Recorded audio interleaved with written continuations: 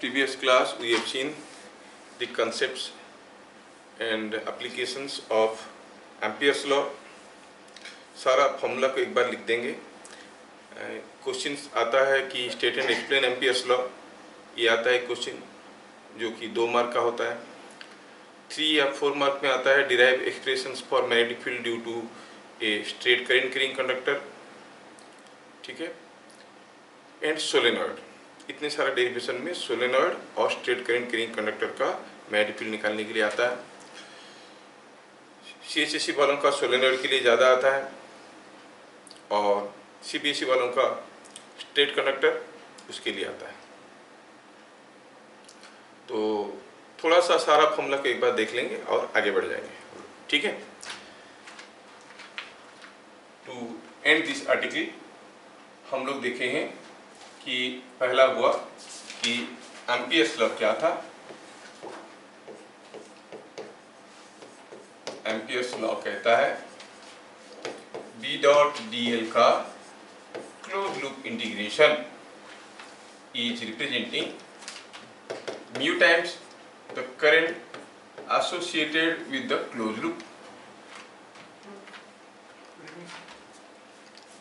ठीक है. Current associated with the close loop हमें मालूम है. दूसरा हुआ due to a straight conductor we have seen straight long conductor extended up to infinity.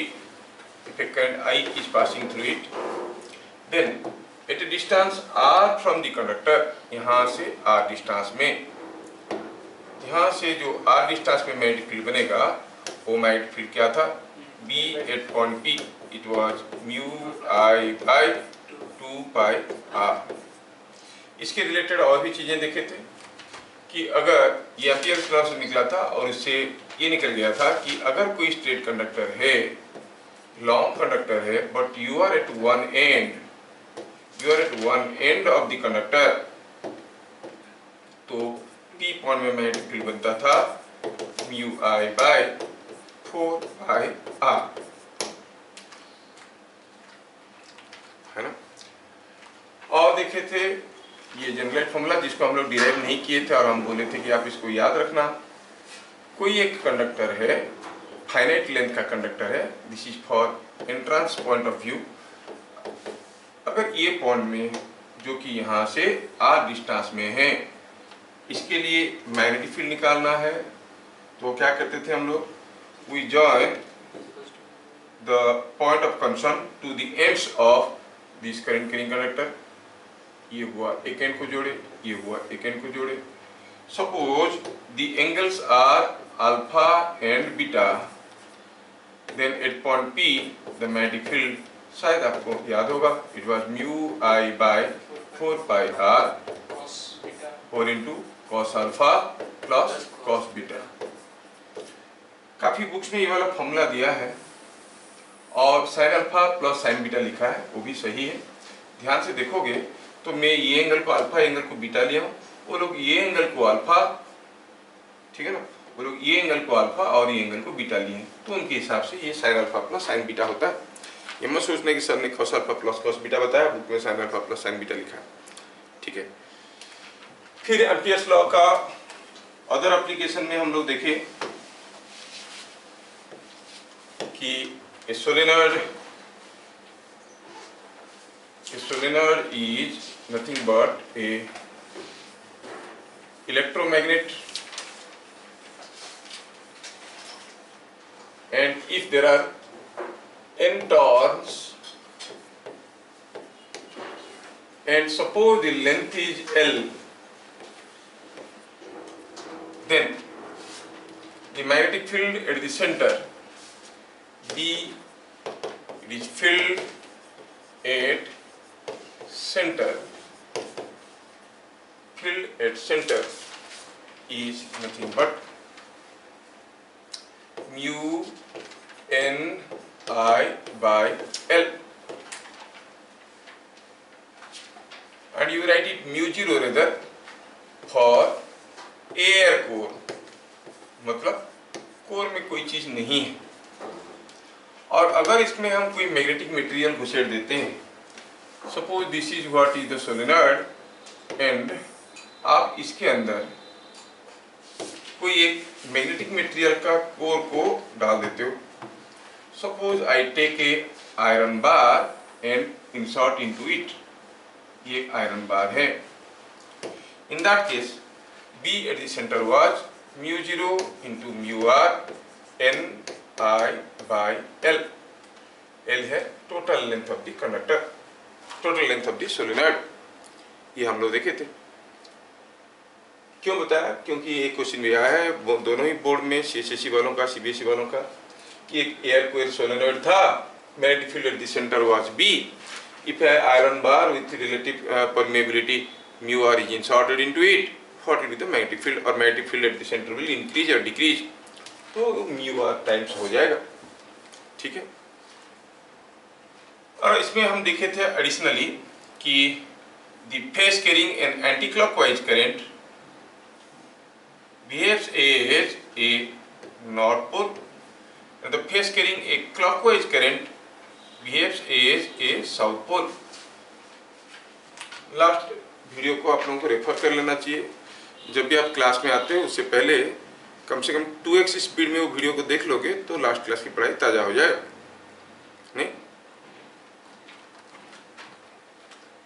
फिर हम लोग देखे थे about A torrid. Torrid is nothing but a ring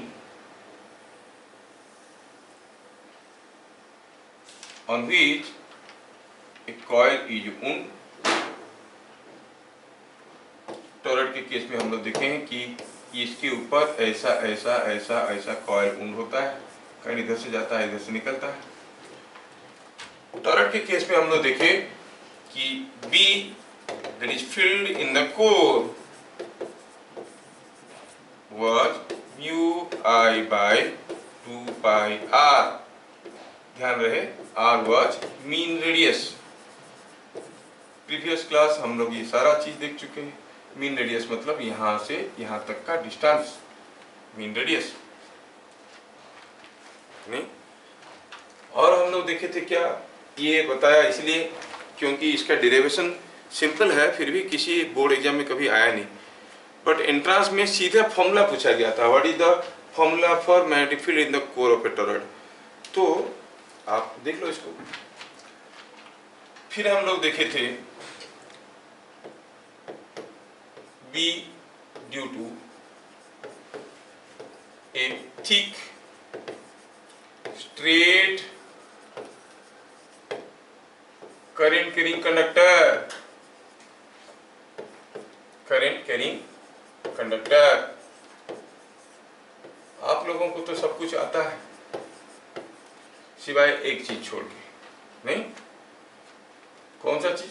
जो हम पूछेंगे, बाकी सब आता है कि नहीं? सर जो पूछेगा उसको छोड़ के बाकी सब आता है। कुछ पूछे बताओ, तो आप तो ये पूछ लीजिए, ये नहीं आता है कि नहीं? बड़े समझदार लोग हैं। चलिए, क्या याद है कि इसमें अगर करंट आई जा रहा है, आई एम्पियर ऑफ करंट जाता है इसके अंदर से, और इसकी रेडियस अगर आर है, और ये अगर एक नॉन मैग्नेटिक मटेरियल है, सर ये क्या है?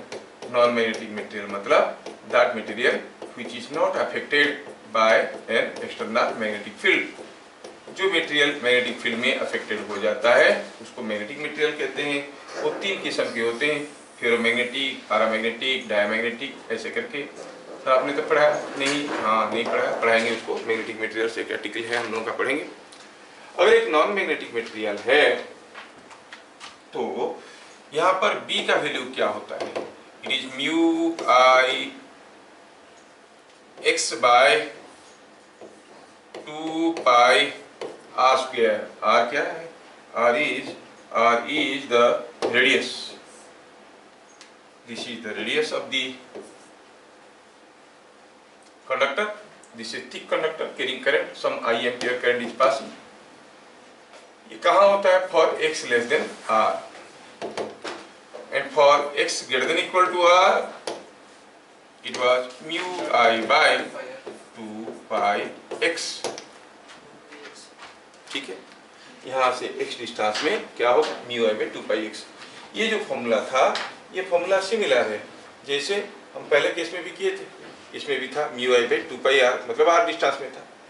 तो outside a conductor, straight conductor, it may be thin और thick, the expression of magnetic field is same. ये वाले को याद रखना, इसका ग्राफ ड्रॉ करने के लिए आता है। Plot the variation of magnetic field due to a thick current carrying conductor, ऐसे करके आता है। ठीक है, तो आपको मैग्नेटिक फील्ड को भी ड्रॉ करके दिखाना है कि कैसा होता है। देख रहे हो कि जो अंदर है मैग्नेटिक फील्ड, वो मैग्नेटिक फील्ड कैसा है, that is proportional to x। So the diagram goes something like this, straight line inside, outside जाओ तो it is a rectangular hyperbola. Here I is proportional to 1 by x. Sorry. Here B is proportional to 1 by x. Here B is proportional to x. Maximum कहाँ पे? Surface पे।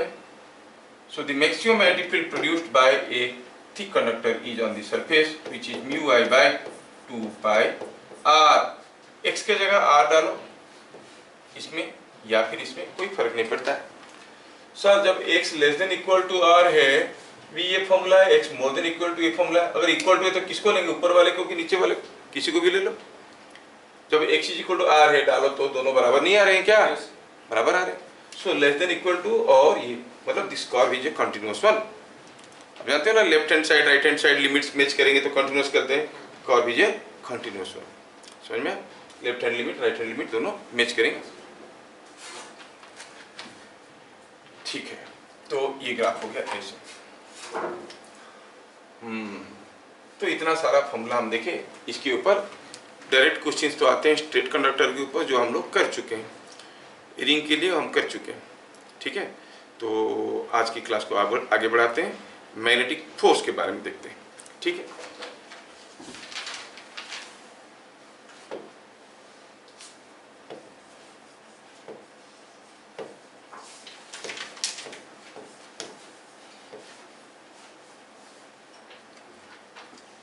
अब magnetic force के बारे में क्या कहें, छोटी मोटी चीज आपको मालूम है कि north pole repels north pole, नहीं south pole repels south pole, north pole attract south pole, ऐसा होता है। ऑपोजिट पोल्स अट्रैक्ट, ये छोटे मोटे मैग्नेट की केस में आप लोगों को मालूम है। थोड़ा कुछ बेसिक्स लेते हैं। हम जानते हैं कि किसी एक मैग्नेट के केस में, ये कोई एक मैग्नेट है सपोज, जो हम लोग पढ़ेंगे परमानेंट मैग्नेट्स एक चैप्टर है हमारा, हम पढ़ेंगे जिसमें मैग्नेटिक मटेरियल्स भी हम लोग पढ़ेंगे। अगर ये नॉर्थ पोल है, ये साउथ पोल है, हम जानते हैं कि north pole is undergoes to which charge, positive charge और negative charge, positive charge, south pole is negative charge. और इलेक्ट्रोस्टैटिक्स को लेके नजर में रखते हुए यहाँ पर चीजों को डिफाइन किया गया है। इलेक्ट्रोस्टैटिक्स में flux was coming out from the positive charge entering at the negative charge. तो यहाँ पर कहाँ से फ्लक्स निकलेंगे, the flux come out from the north pole, they go like this और आके साउथ पोल पे घुसते हैं, है ना, और अंदर ही अंदर ये कंटिन्यू करते हैं from south pole to north pole, ये आप लोगों को मालूम है। This entire thing represent a line of flux. कहने का मतलब है, अगर यहाँ पे कोई एक लाइन ऑफ फ्लक्स ऐसे जा रहा है, इसका किसी एक छोटे से हिस्सा को हमने ऐसे मान सकते हैं। हम कहेंगे कि ये जो लाइन्स ऑफ फ्लक्स को आप देख रहे हो, उसका कोई एक हिस्सा को अगर हम कंसीडर करेंगे तो ये मैग्नेट जैसे बिहेव करेगा। कैसे मैग्नेट जैसे बिहेव करेगा? क्योंकि आप देखोगे यहाँ से फ्लक्स निकल रहा है, यहाँ से घुस रहा है, सॉरी यहाँ से घुस रहा है, तो this part behaves as north pole, this part behaves as south pole. So any lines of flux can be considered as the presence of a small magnet, है ना। जहाँ से फ्लक्स निकल रहा है उसको हम नॉर्थ पोल कहेंगे, जहाँ से घुस रहा है उसको साउथ पोल कहेंगे। Keeping this in mind, magnetic force के बारे में बात करेंगे। अब सोचो कि अगर हमारे पास दो लाइंस ऑफ फ्लक्स है जो कि सेम डायरेक्शन में करंट फ्लो, सेम डायरेक्शन में फ्लो कर रहे हैं, दे आर पैरेलल। अब हम इसको कह सकते हैं कि this is a part of a magnet, जिसका नॉर्थ पोल यहाँ है, साउथ पोल यहाँ है।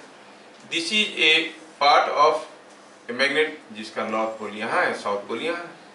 अब अगर ये दोनों लाइंस ऑफ फ्लक्स पास पास होंगे तो उनका मैग्नेटिक फील्ड के बीच में अट्रैक्शन होगा कि रिपल्शन होगा? नॉर्थ नॉर्थ रिपल्शन, नहीं south south repulsion. So there will be overally दोनों लाइंस ऑफ फ्लक्स के बीच में एक फोर्स आएगा जो कि repelling them. So two lines of flux in the same direction repel each other. अब lines of flux is not a material thing, it is a hypothetical thing. जैसे electric flux था, तो हम कहेंगे the two lines of flux are repelling each other. On the other hand, if I have a lines of flux like this, a lines of flux like this, I consider a part of this. Suppose this lines of flux is in this direction and this is in this direction. इसके लिए ये हो गया north pole, ये हो गया south पोल, और ये जो छोटा सा लाइन ऑफ फ्लक्स है उसके लिए ये हो गया नॉर्थ पोल क्योंकि फ्लक्स निकल रहा है, ये हो गया south pole. Now what will happen, what will happen, the two lines of flux will attract each other. So two lines of flux in the opposite direction will attract each other, two lines of flux in the same direction will repel each other. समझ में आ रहा है? अच्छा, keeping in that in mind आगे बढ़ेंगे। Basics पहले हमें समझ में आया कि फोर्स क्यों होता है, दो मैग्नेटिक फील्ड आपस में इंटरेक्ट करते हैं तो उनके ऊपर फोर्स आता है। तो इस बहाने से मैं आपको बताने की कोशिश किया कि एक मैग्नेटिक फील्ड दूसरा मैग्नेटिक फील्ड के साथ इंटरेक्ट करता है। कैसा इंटरेक्ट करता है? By applying a force. कैसा force? It may be attractive, may be repulsive. पर दो लाइंस ऑफ फ्लक्स एक दूसरे के साथ सेम डायरेक्शन में है तो obviously they will repel, opposite direction में तो दे विल अट्रैक्ट। जैसे मैं आपको कहूँ छोटा सा एक एग्जाम्पल के तौर पे समझो, ये सब चीजें कोई नहीं पूछेगा लेकिन न्यूमेरिकल करने में ये मदद करेंगे आपके। Suppose I consider two cases, मैं केस लेता हूं जिसमें मान लो कि यहाँ पे कोई स्ट्रेट कंडक्टर है जिसमें करंट अंदर की तरफ जा रहा है, और ऐसे सोचो ऐसे, suppose here is a straight conductor, current I जा रहा है, this is another straight conductor, current I जा रहा है। चलिए सोचते हैं कि ये जोन में इसके लिए मैग्नेटिक फील्ड कैसा है? अंदर की तरफ, और इसके लिए बाहर की तरफ। सो इन दोनों का लाइंस ऑफ फ्लक्स ये जोन में कैसा है? ऑपोजिट है।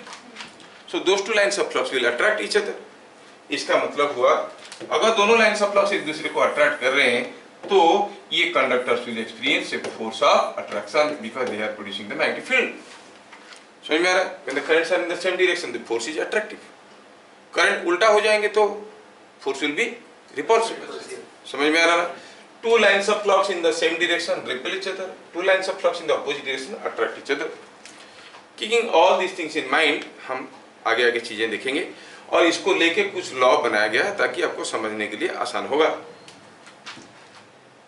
नाउ पहला देखते हैं, force on A moving charge.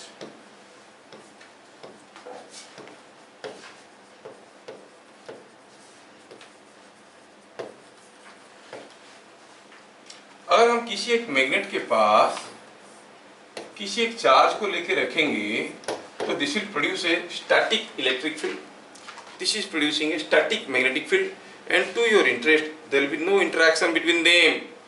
एक स्टैटिक इलेक्ट्रिक फील्ड, एक स्टैटिक मैग्नेटिक फील्ड के बीच में कोई फोर्स लेन देन नहीं होता है क्योंकि दोनों अलग अलग नेचर के हैं, है ना? लेकिन जब कोई चार्ज मूव करता है वो एक मैग्नेटिक फील्ड बनाता है तो उसके मैग्नेटिक लाइंस ऑफ फ्लक्स इसके मैग्नेटिक लाइंस ऑफ फ्लक्स के साथ इंटरेक्ट कर जाते हैं तो फोर्स आता है। तो किसी एक मैग्नेटिक फील्ड में किसी एक चार्ज के ऊपर फोर्स कब आएगा? जब वो मूव करेगा। रेस्ट में रहेगा तो कोई फोर्स नहीं आएगा। अगर चार्ज रेस्ट में है there will be no force. The charge starts moving there will be interaction. ये भी मैग्नेटिक फील्ड बनाएगा, उसके भी लाइंस ऑफ फ्लक्स होंगे, इसके भी लाइंस ऑफ फ्लक्स है, they will interact and there will be a force. समझ में आया? तो स्टेशनरी चार्ज मैग्नेटिक फील्ड में कोई फोर्स नहीं पाता है क्योंकि वो कोई मैग्नेटिक फील्ड नहीं बनाता है, but a moving charge experiences a force. So ये आता है लॉ का एक पार्ट है, ये लोरेंज लॉ है। कुछ बुक में इसको हाईलाइट नहीं करते हैं लोरेंज लॉ के नाम से, बस force on A moving charge बोल देते हैं। लोरेंज लॉ 3 ठो है, ठीक है? एक है स्टैटिक चार्ज के ऊपर, मूविंग चार्ज के ऊपर, एक करंट कैरिंग कंडक्टर के ऊपर, तो तीसरा है अगर both electric and magnetic field होगा तो मूविंग चार्ज के ऊपर कैसे फोर्स आएगा। लेकिन बुक में तीसरे वाले को लोरेंज लॉ कहते हैं, बाकी दोनों को ऐसे ही कहते हैं, force on the moving charge. ठीक है, ठीक है, हम भी वही करेंगे। तो क्या लिखेंगे? The force experienced by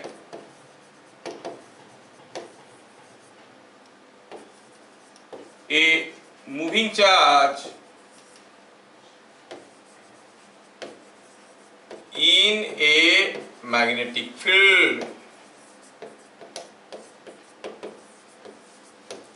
is given by, law है, you cannot ask why, vector F is equal to QV cross B. It is given by the formula QV cross B. Force है, अगर वेलोसिटी मीटर पर second में है, B Tesla में है, सब कुछ अगर एमकेएस यूनिट सिस्टम में है तो आपका जो फोर्स है वो न्यूटन में होगा। ठीक है, ठीक है। तो फोर्स का ये न्यूटन हो गया और फोर्स का मैग्नीट्यूड क्या हो जाएगा? It is q we B sine theta. Theta क्या है? Angle between V and B। इन दोनों के बीच में जो एंगल है उसको हम कहेंगे थीटा। फोर्स का मैग्नीट्यूड निकालना कितना आसान है, q we B sine theta. अच्छा, तो थोड़ा समझे, व्हाट अबाउट द डायरेक्शन?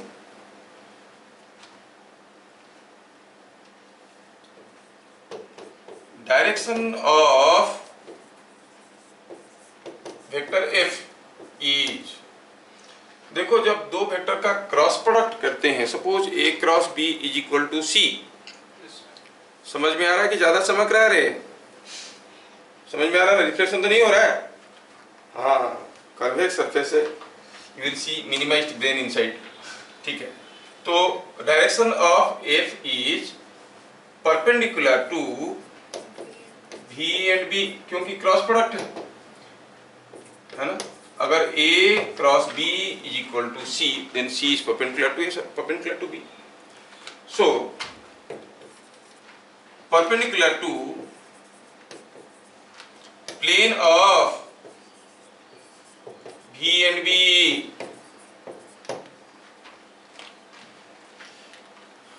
उतारने वाले समझ में आ रहा है? ठीक। अब plane of v and B, तो चलो थोड़ा आगे बढ़ते हैं और सोचते हैं। सपोजिंग हम कहेंगे यहां पर कोई एक मैग्नेटिक फील्ड है जो कि इस डायरेक्शन में है और यहां पर कोई एक चार्ज है Q जो कि इधर जा रहा है v वेलोसिटी में। इन दोनों के बीच में एंगल थीटा है। तो इस चार्ज के ऊपर अभी फोर्स आने वाला है। जब इस चार्ज के ऊपर फोर्स आएगा, वो फोर्स कौन सा डायरेक्शन में होगा? लेट अस थिंक, ये फोर्स कौन सा डायरेक्शन में होगा? The force will be experienced by the charge which is moving। वो फोर्स कौन सा डायरेक्शन में होगा? That force will be perpendicular to the plane of V and B। इसको भी परपेंडिकुलर, इसको भी परपेंडिकुलर, प्लेन को परपेंडिकुलर। हाँ सर, समझ में आया, लेकिन इनवर्ड की आउटवर्ड नहीं। तो क्रॉस प्रोडक्ट रूल्स है, यू नो। अगर हमें वेक्टर A के साथ वेक्टर B का क्रॉस प्रोडक्ट करना है और निकालना है कि A क्रॉस B का डायरेक्शन क्या होगा, रूल्स क्या थे? Close your right hand fist and let your fingers indicate from A to B through the smaller angle between A and B। Thumb indicates the direction of A cross B। मतलब इस case में A cross B will be outwards, B cross है। तो close your right hand fist with your thumb being open। Let your fingers indicate from B to A through the smaller angle between B and A। Thumb indicates the direction of B cross A, मतलब inward। और हमें ये भी मालूम है कि A cross B vector is equal to minus of B cross A vector. लेकिन ऐसे हर जगह करना आसान नहीं होगा, सोचने में काफी दिक्कत होगा। तो डायरेक्शन पता करने के लिए we shall make use of some other method. क्या लिखेंगे? Exact direction of B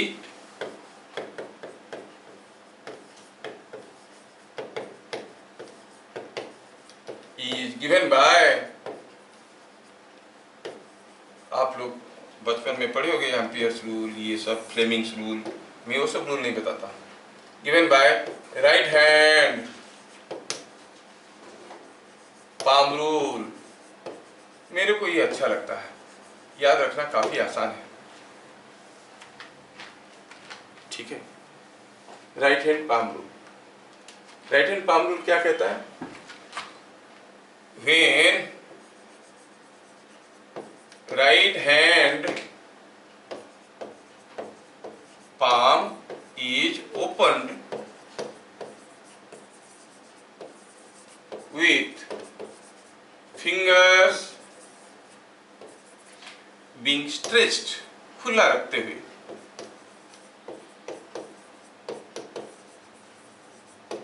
if thumb indicates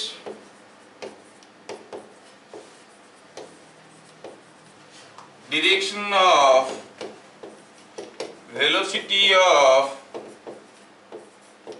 positive charge,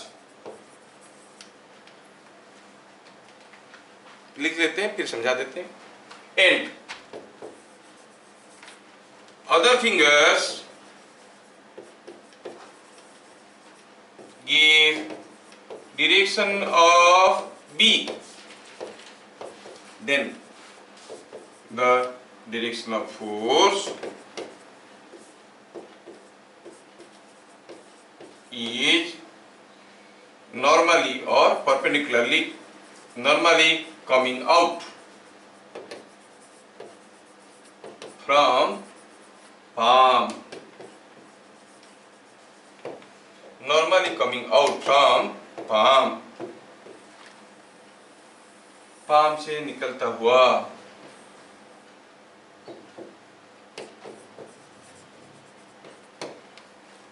क्या कहता है? राइट हैंड ओपन करो, सारे उंगलियां खुला रहना चाहिए। वो फिस्ट रूल था जब हम मुट्ठी बंद करके काम करते थे, अब खुला रखना है। And you see your fingers are representing a number of parallel lines, let they represent the field. Usually हम किसी एक फील्ड को ऐसे रिप्रेजेंट करते हैं, यहाँ पर एक मैग्नेटिक फील्ड है ऐसे करके, तो remember your fingers are giving the direction of the field, ठीक है।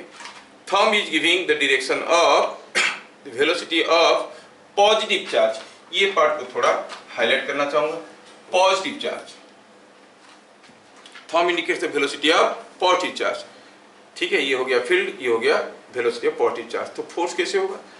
Perpendicularly coming out from the palm, ये पाम है आपका, यहां से निकलता हुआ, मतलब फोर्स का डायरेक्शन ऐसा है, एजिप आप पुश कर रहे हो, सोच लो ये फील्ड है, ये चार्ज है, तो फोर्स पुश कर दिए तो जो फोर्स हो गया, ये हो गया फोर्स का direction coming out from the palm.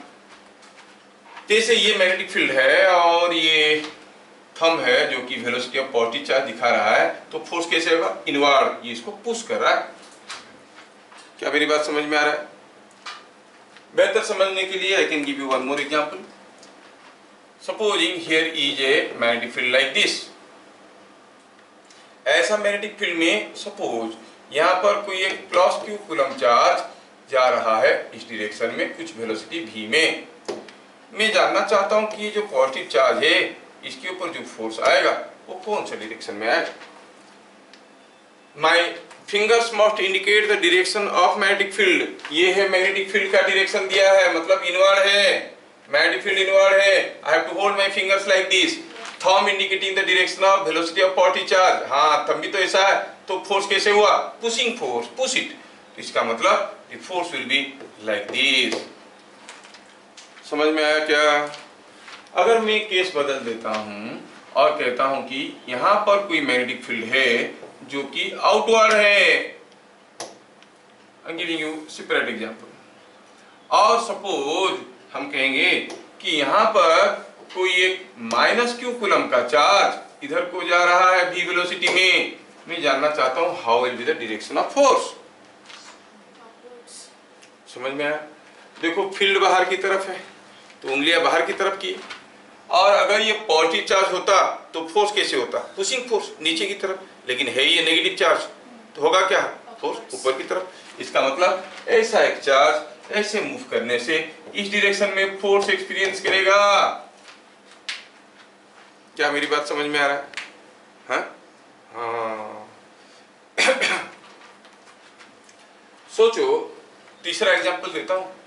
यहाँ पे कोई एक स्ट्रेट कंडक्टर है जिसमें करंट ऐसे जा रहा है, और यहाँ पर हुआ यूं है कि कोई +q कूलम चार्ज ये थोड़ा कंडक्टर में करंट, अच्छा प्लस क्यू कूलम चार्ज ए से जा रहा है। बताना है आपको कि ये जो current carrying conductor it must be producing some magnetic field. अगर कुछ मैग्नेटिक फील्ड बना रहा है तो उस मैग्नेटिक फील्ड में ये मूव कर रहा है, इसके ऊपर फोर्स आएगा। प्लस क्यू कूलम चार्ज के ऊपर जो फोर्स आएगा वो कौन सा डायरेक्शन में होगा? पहले सोचे कि ये जो स्ट्रेट कंडक्टर है उसके लिए यहाँ पर मैग्नेटिक फील्ड कौन सा डायरेक्शन में है? ये इसके मैग्नेटिक फील्ड इनवर्ड है। एक इनवर्ड मैग्नेटिक फील्ड में ये चार्ज ऐसे मूव कर रहा है, तो समझ में आ गया कि मैग्नेटिक फील्ड इस जोन में कुछ ऐसा है। चार्ज नीचे जा रहा है, फील्ड अंदर की तरफ, पॉजिटिव चार्ज नीचे की तरफ, force will be like this. तो होगा क्या? You will see this plus Q coulomb charge will experience A force like this, and you remember Newton, for every reaction there is an equal and opposite reaction. On the straight conductor there will be a force like this. समझ में आ रहा है? They will be experiencing equal and opposite forces. समझ में आया क्या? अगर मैं आपको पूछूं इतनी सारी समझदारी के बाद आप लोग पक्का बता दोगे मुझे लगता है कि अगर हम कहेंगे कि यहाँ पे कोई एक मैग्नेटिक फील्ड इस डायरेक्शन में है, से a magnetic field is like this, आपको सोच के बताना है कि ये मैग्नेटिक फील्ड में अगर हम कहेंगे कि कोई एक चार्ज है और वो भी नेगेटिव चार्ज है और वो ऐसे जा रहा है, क्या बता पाओगे इसके ऊपर फोर्स किधर होगा? Upward, downward, inward, outward? What is the direction of force on this negative charge moving in this magnetic field? सोच के बताओ, एक बार में तो थोड़ी होगा। चार ऑप्शन दिए, अपवर्ड, डाउनवर्ड, इनवर्ड, आउटवर्ड, ये है बी। कोई बताएगा? जीरो, क्योंकि फोर्स का क्या फॉर्मूला था? Q we B sine theta. यहाँ पर बी और बी के बीच में एंगल तो जीरो है, एंगल जीरो है तो फोर्स हो जाएगा zero. Very good. So force is equal to zero because theta is zero. Q we B sine theta, force zero है। शायद मेरे ख्याल से आपको अभी फोर्स रिकॉग्नाइज करने में ज्यादा दिक्कत नहीं होगा। थीटा 180 होगा। थीटा 180 हुआ? हाँ तब भी जीरो हो। ठीक ठीक। तो अब हमें पता क्या क्या चल गया, थोड़ा देखते हैं फिर आगे बढ़ते हैं। हम लोग देख लिए फोर्स ऑन मूविंग चार्ज। क्या फॉर्मूला पड़ा? F is equal to Q V cross B. F is equal to Q V cross B. और ये F जो है in expanded form it gives q v b sin theta. So direction of F is perpendicular to V and B. So perpendicular to plane of V and B. समझ में आया? ठीक है। Exact direction जानने के लिए हमें राइट हैंड पाम रूल को यूज करना है। When fingers indicate the direction of field, thumb indicates the direction of velocity, the direction of force is perpendicularly emanating coming out from your palm. It is just a pushing force. तो ये positive charge के लिए होता है, ये चीज ध्यान रखना। फिर हम लोग देखें कि how we find out the force in different cases. ठीक है, चलिए अभी मैं आपको और आगे बढ़ाता हूं, बट बिफोर दैट मैं आपको एक छोटा सा क्वेश्चन देना चाहता हूं। In a magnetic field,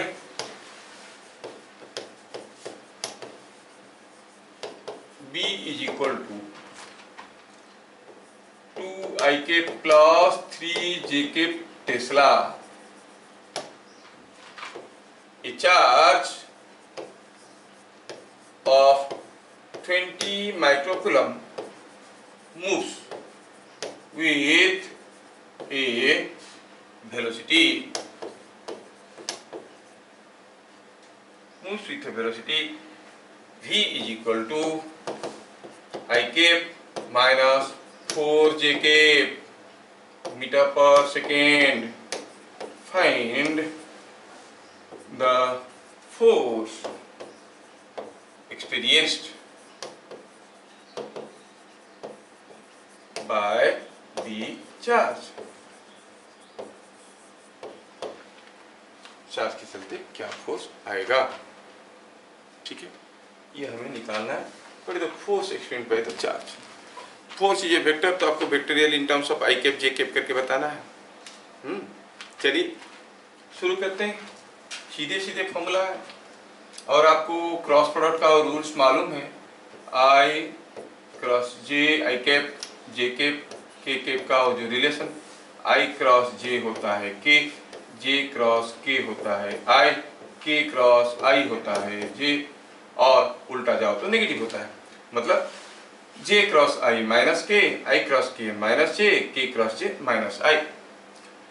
solution की बात करें तो फोर्स तो सीधे सीधे क्यू भी क्रॉस बी है। क्यू तो 20 माइक्रोकूलम है तो 10⁻⁻6 कर लिए। भी है i cap minus 4 j cap, cross b है 2 i cap plus 3 j cap. Now let us make, ये 20 × 10⁻⁻6 को बाहर छोड़ो, आई कैप को आई कैप के साथ क्रॉस प्रोडक्ट करेंगे, हो जाएगा 0। आई कैप को 3 जे कैप के साथ, आई इंटू जे होता है के कैप, आई क्रॉस जे के कैप तो 3 के कैप। फिर -4 जे कैप को 2 आई कैप के साथ, -4 जे कैप को 2 आई कैप के साथ करेंगे तो -4 × 2 हो गया -8। J cross i, j cross i is again -k। J को जे के साथ करो तो हो जाएगा 0। So it ultimately comes out to be 20 × 10⁻⁻6 into 11 के न्यूटन्स। ठीक है, ओके। जस्ट ए मिनट, एक कॉल बार बार आ रहा है तो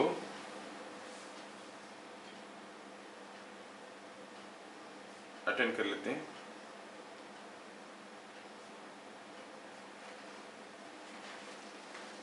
तब पे लिखो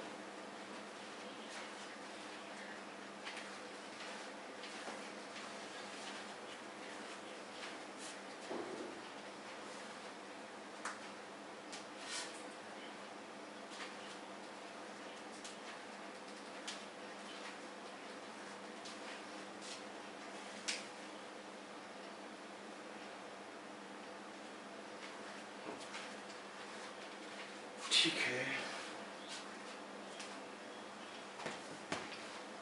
क्या ये चीजें समझ में आया? और कोई पूछेगा व्हाट इज द मैग्नीट्यूड, आप कहोगे 220 × 10⁻⁻6 न्यूटन्स। और डायरेक्शन पूछेगा तो कहोगे के कैप है, के कैप न्यूटन। ठीक है, तो सिंपल डायरेक्ट क्वेश्चन था और ऐसे ही डायरेक्ट क्वेश्चन आते हैं आपके बोर्ड में, बी केयरफुल। आगे बढ़ते हैं। अब देखें कि जो फोर्स आया मूविंग चार्ज के ऊपर वो कैसे हुआ। It was perpendicular to the velocity and perpendicular to the magnetic field, नहीं? ठीक है, तो यहाँ पे पहला चीज हम देखेंगे कि चार्ज जब मूव कर रहा है, मान लो कोई चार्ज किसी एक मैग्नेटिक फील्ड में मूव कर रहा है, may be positive charge may be negative charge, उसके ऊपर जो फोर्स आएगा वो v को परपेंडिकुलर होगा। मतलब F और V के बीच में एंगल क्या होगा? 90 डिग्री, नहीं? तो what is the power exerted by the magnetic force on the moving charge? आप पावर का फॉर्मूला जानते होगे, F.V होता था, नहीं? बट F और V के बीच में एंगल 90 डिग्री है, so the power exerted by the magnetic force on the moving charge is F.V, which is 0. If power exerted is 0, then work done is 0. No work is done by the magnetic field. Magnetic field कभी कोई काम नहीं करता है on the moving charge. समझ में आया क्या? तो क्या लिखेंगे? As magnetic force is perpendicular to V, therefore the power exerted by the magnetic force on the charge, जो भी मोशन में है, is P is equal to F.V is equal to FV cos 90 and that is 0. So no work is done. No work is done by the magnetic field. A magnetic force on the moving charge.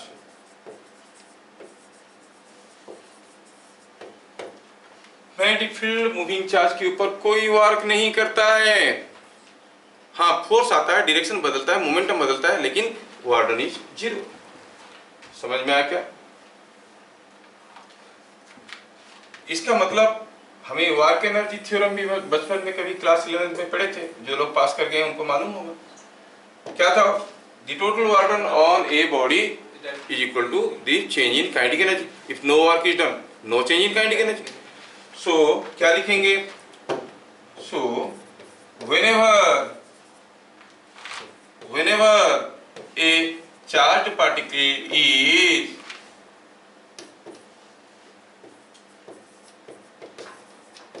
is thrown in a magnetic field,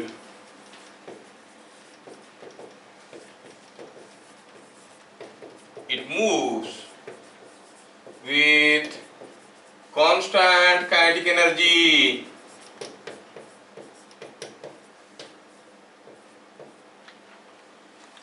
जब भी कोई charge particle को किसी magnetic field में फेंक देंगे, वो constant kinetic energy में मूव करेगा। समझ में आया? अब इसमें इसके ऊपर क्वेश्चंस कैसे आता है? एग्जांपल के तौर पे वो ऐसे पूछेंगे, ए charge particle was thrown in a magnetic field B with a velocity V. If angle between V and B is theta, then for what value of theta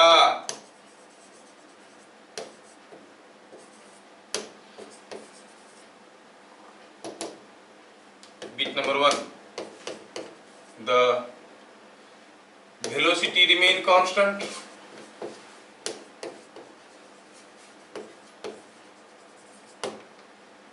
Bit number 2, the speed remain constant.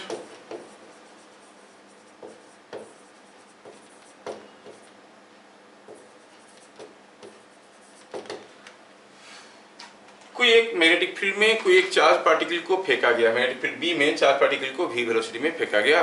v और b के बीच में angle क्या है? Theta. For what value of theta? कि the velocity remain constant. For what value of theta? The speed remain constant. आप देख रहे हो कि कोई भी एंगल में फेंको तो काइनेटिक एनर्जी कांस्टेंट रहता है। काइनेटिक एनर्जी कांस्टेंट रहता है मतलब half M V square constant है, मतलब मास तो ऐसे ही कांस्टेंट है, तो v कांस्टेंट है। तो speed is constant for any value of theta. तो स्पीड कांस्टेंट रहने का कंडीशन क्या हुआ? Any value of theta. For any value of theta speed is constant. इसका आंसर क्या हो गया? For any theta, any value of theta speed will remain constant. समझ में? वेलोसिटी कांस्टेंट होगा। अब वेलोसिटी कांस्टेंट होगा तो एक्सीलरेशन जीरो होगा। एक्सीलरेशन जीरो होने के लिए फोर्स जीरो होना जरूरी है। फोर्स जीरो होने के लिए क्या चाहिए? Q V B sine theta zero होना है, तो साइन थीटा को जीरो होना है। साइन थीटा को जीरो होने के लिए थीटा का वैल्यू जीरो होगा या फिर 180 डिग्री होगा। समझ में आया क्या? सो इसमें क्या कहेंगे? कहेंगे v इज कांस्टेंट, मतलब वेलोसिटी, मतलब एक्सीलरेशन इज जीरो, मतलब फोर्स इज जीरो, मतलब Q V B sine theta is equal to zero. ये होना जरूरी है, Q V B sine theta zero होना जरूरी है। So sine theta is equal to zero implies theta is either 0 or 180 degree. When the angle between V and B is either 0 or 180 degree, velocity will be constant. But for any value of theta, speed will be constant. क्या मेरी बात समझ में आया? ठीक है। तो हम लोग तीसरे पॉइंट में क्या देखें कि जब भी हम देखेंगे कि मूविंग चार्ज है मैग्नेटिक फील्ड में, उसके ऊपर फोर्स आ रहा है, वो फोर्स v को परपेंडिकुलर होने के कारण the power exerted by the force is F dot v is zero. Power नहीं है तो कोई वर्क नहीं है, power is rate of doing work. Power zero है तो कोई वर्क नहीं कर पाएगा, तो वर्क नहीं होगा तो चेंज इन काइनेटिक एनर्जी नहीं होगा, मतलब काइनेटिक एनर्जी कांस्टेंट रहेगा। और हमें इससे ये पता चला कि whenever a charged particle is thrown in a magnetic field in any direction you throw, the speed of the particle will remain constant। याद रखो मैग्नेटिक फील्ड पूरा आपकी तरह है, घुमाते रहता है, कोई काम करता नहीं है। समझ ना? सर फोर्स फिर होगा किससे? है फोर्स लग रहा है, फोर्स तो मतलब एक्सेलरेशन प्रोड्यूस करता है ना। जब फोर्स लगता है तो एक्सेलरेशन प्रोड्यूस होता है, तो फोर्स तो यहाँ पर जीरो हो गया, एक्सेलरेशन कहाँ हुआ? अरे अगर क्यू भी साइन थीटा जीरो होगा, हम तो बोल रहे कांस्टेंट वेलोसिटी में जाएगा, एक्सेलरेशन जीरो होना चाहिए, फोर्स जीरो होना चाहिए। फोर्स जीरो होने का कंडीशन क्या हुआ? साइन थीटा जीरो होना चाहिए। साइन थीटा जीरो होने के लिए क्या है? थीटा जीरो होना चाहिए, 180 डिग्री होना चाहिए, तभी कांस्टेंट वेलोसिटी में जाएगा।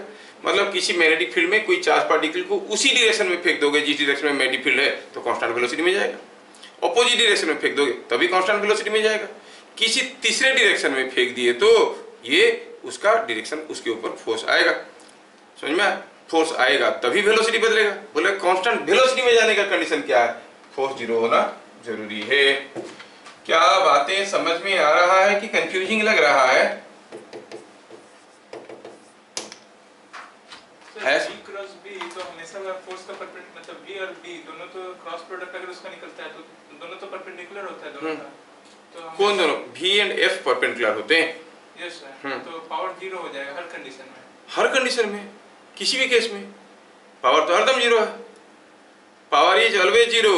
वही तो बोल रहे हैं मैग्नेटिक फील्ड आपकी तरह है, कभी कोई काम नहीं करता है, किसी भी हालत में मैग्नेटिक फील्ड कोई काम करता नहीं है। ठीक है, आपकी तरह बोले तो समझ में नहीं आ रहा, खुद को total low.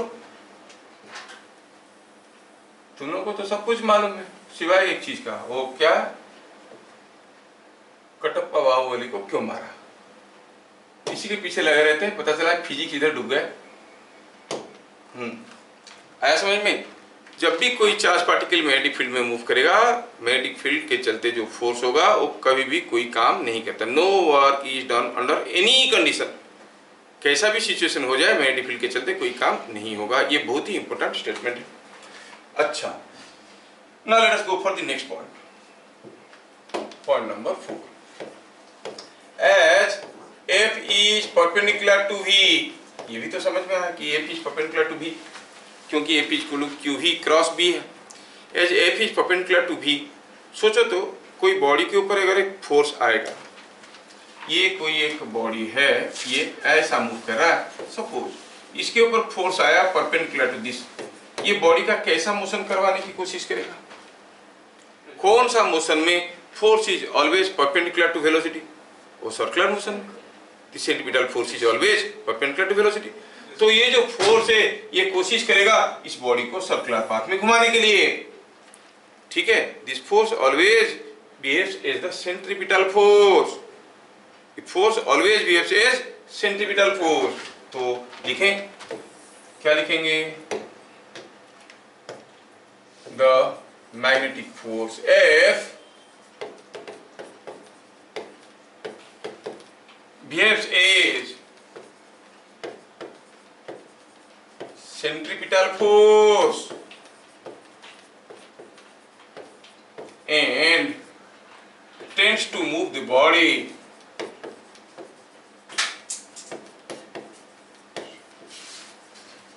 in a circular path। Circular path में मूव करवाने की कोशिश करता है। समझ में? Tends to move the body in a circular path of radius r। अब रेडियस r मतलब r क्या है? हम कहेंगे कि जो मैग्नेटिक फोर्स है, that magnetic force is centripetal force. मतलब QVB sin theta is mv square by r। यहां से r का वैल्यू पता चल गया, it is mv by QB sin theta, MV by QB sin theta. मतलब ये ऐसा एक सर्कुलर पाथ में मूव करवाने की कोशिश करेगा जिसका रेडियस होगा MV by QB sin theta. दिखने में कितना सिंपल लगता है, लेकिन बहुत इंपॉर्टेंट है ये वाला स्टेटमेंट। जब भी एग्जाम में आता है इसको बच्चे छोड़ के आ जाते हैं। क्यों छोड़ के आ जाते हैं या फिर गलत करके आ जाते हैं? क्योंकि आगे आगे हम लोग एक टिपिकल केस पढ़ने वाले हैं जहां पर कोई चार्ज पार्टिकल को किसी एक मैग्नेटिक फील्ड में फेंका जाता है।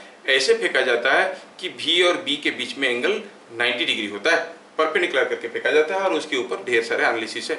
And that is also very important article in your chapter. तो उसमें साइन थीटा का वैल्यू 1 हो जाता है, तो रेडियस होता है MV बाई QB। जब भी पूछ लेता है बच्चे तुरंत MV बाई QB लिख के आ जाते हैं, जो कि गड़बड़ है। MV बाई QB कब होगा? जब थीटा 90 डिग्री है, in that typical case. Otherwise it is MV by QB sine theta.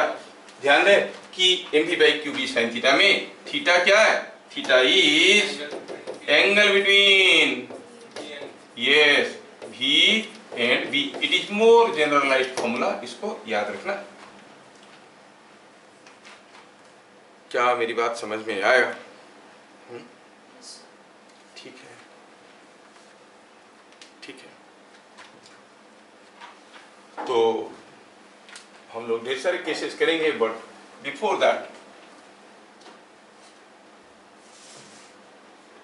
मैं आपको एक केस देना चाहता हूँ। छोटे छोटे कुछ 2-4 क्वेश्चन कर लेंगे, फिर आगे देखेंगे। सपोज हम कहेंगे कि यहाँ पर एक मैग्नेटिक फील्ड है ऐसा, और यहाँ पर कोई रेडियो एक्टिव सैंपल है, बहुत इंपॉर्टेंट है from board point of view. और ये रेडियो एक्टिव सैंपल रखा गया है यहाँ से, मान लो यूरेनियम पोलोनियम कुछ रखा गया, यहाँ से अल्फा बीटा गामा रेज निकल रहे हैं, और जो रेज निकल रहे हैं वो दिखने में कुछ ऐसा है, कोई ऐसा है, कोई ऐसा है। ऐसे करके रेज आर डाइवर्जिंग। आपको पहचानना है कि इनमें से अल्फा रे, बीटा रे, गामा रे कौन कौन सा है। समझ में आ रहा है? क्वेश्चन क्या दिया है, बड़ा इंपॉर्टेंट है, ध्यान से देख लेना। A radioactive sample, a radioactive sample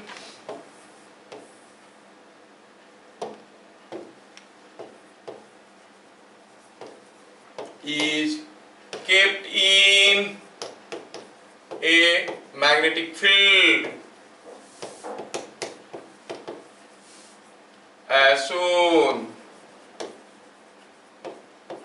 Identify the alpha, beta and gamma rays. आपको मालूम होना चाहिए कि जो अल्फा पार्टिकल है वो क्या है? It is doubly ionized helium nucleus. मतलब दोनों अगर इलेक्ट्रॉन निकल जाएंगे हीलियम न्यूक्लियस से, हीलियम न्यूक्लियस खाली बचेगा, हीलियम एटम से दोनों इलेक्ट्रॉन अगर निकल जाएंगे, रहेगा 2 neutron 2 proton, so it is a positive charge. Alpha is a positive charge. जो बीटा पार्टिकल है it is just an electron, so it is a negative charge. And जो गामा पार्टिकल है it is a photon, photon of electromagnetic wave, it has no charge. And you know a moving charge only experiences a force. सोचो magnetic field यहाँ पर अंदर की तरफ है, magnetic field is inward. Thumb को देखो, अगर इस डायरेक्शन में निकलेगा पॉजिटिव चार्ज तो किधर जाएगा? इधर को जाएगा। इसका मतलब this must be representing the alpha particle, नहीं? और जो उल्टा मुड़ गया वो कौन सा होगा? Beta particle. और जिसमें चार्ज नहीं है उसके ऊपर फोर्स नहीं है, तो this one becomes the gamma ray. Alpha beta gamma ray आपको समझ में आना जरूरी है। समझ में आया? चार्ज पार्टिकल को एक दूसरे से, आयॉन्स को एक दूसरे से सेपरेट करने के लिए ये मैकेनिज्म लिया जाता है। मान लो कि पॉजिटिव एंड नेगेटिव आयॉन्स है, एक स्ट्रीम में जा रहे हैं और इसको किसी मैग्नेटिक फील्ड से पास करेंगे तो they separate in different directions. Positive negative ions separate हो जाते हैं, पॉजिटिव आयन एक तरफ चले जाते हैं, नेगेटिव आयन दूसरी तरफ चले जाते हैं, वी सेपरेट दैट वे। अच्छा, तो ये बात आप सबको समझ में आया ऐसा मुझे लगा। ठीक है। अगला क्वेश्चन आता है कि direction of Earth's magnetic field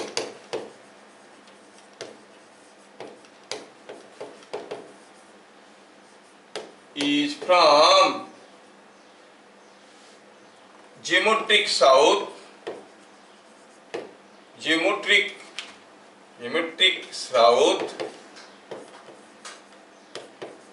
to geometric north. पोल अर्थ में अर्थ का अपना मैग्नेटिक फील्ड है, क्यों है, कैसा है, कितना है, वो सब हम लोग पढ़ेंगे। अर्थ मैग्नेटिक फील्ड भी है हमारे कोर्स में, मैग्नेटिक मटेरियल, परमानेंट मैग्नेट्स, वो सब एक सेपरेट आर्टिकल रहेगा। बता दिया गया कि the direction of earth magnetic field is from geometric south pole to geometric north pole. ठीक है। Then if an electron is projected vertically up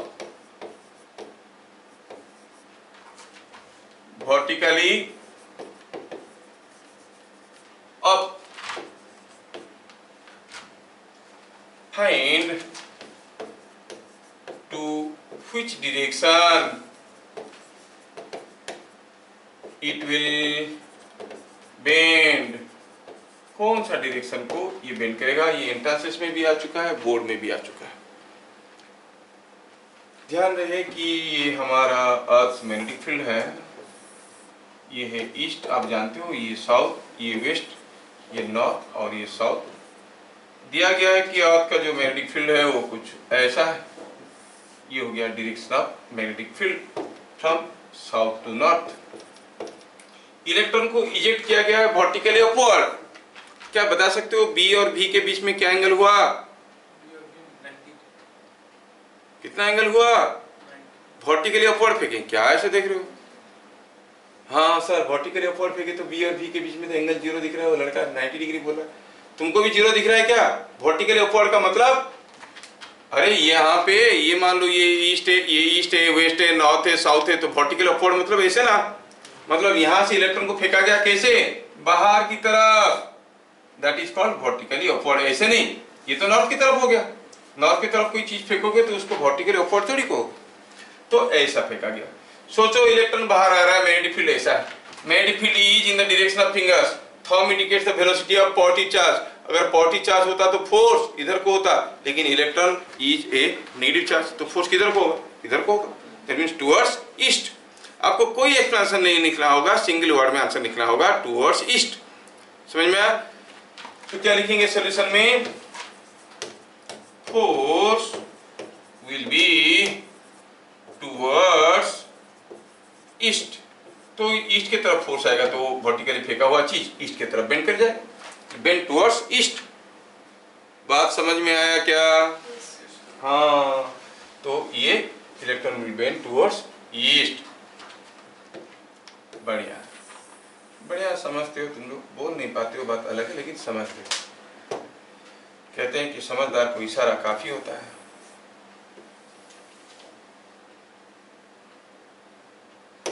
चलो,